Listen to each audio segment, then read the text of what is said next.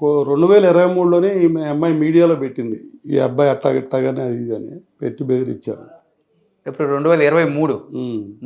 So అప్పుడు వెళ్ళాం, మా అయ్యంకుడు గారు నేను వెళ్ళాం, సర్ది చెప్పాం ఇద్దరం.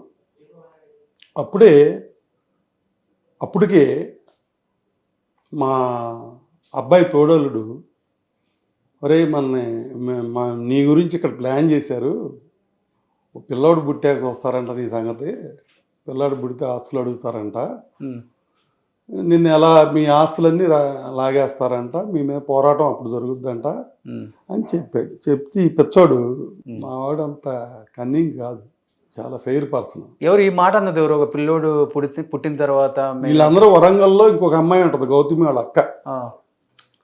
అక్కడికి వెళ్ళి అక్కడ ఉన్నప్పుడు ఇదంతా ప్లాన్ చేశారని గౌతమి వాళ్ళ అక్క మొగుడు చెప్పాడు. అంటే వీడి తోడోళ్ళు. ఈడేం చేశాడు, ఏదో సెటిల్ అయిపోయింది కదా, మీ పెద్దలుడు ఆలోచన బాగోలేదు, వాడి పరిస్థితి బాగోలేదు, మిమ్మల్ని ఇట్టా అన్నాడు అని వాళ్ళ మామకు చెప్పి వీళ్ళందరూ వెళ్ళి అతని మీద పడ్డాడు, ఎందుకు చెప్పావని. సరే ఇప్పుడు అడిగామనుకోండి, అసలు నేను చెప్పలేదు, నేను అనలేదు అని కూడా అంటాడు. ఎందుకంటే వీళ్ళంటే భయం అతనికి. అతను బాగా లొంగ తీసేసుకున్నారు. ఏ అల్లుడైనా వీళ్ళకి లొంగి ఉండాలి.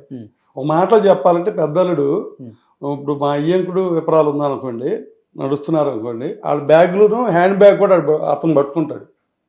అదే ట్రైల్ మా అబ్బాయి మీద వేశారు, ఎత్తిడు ఒప్పుకోలే.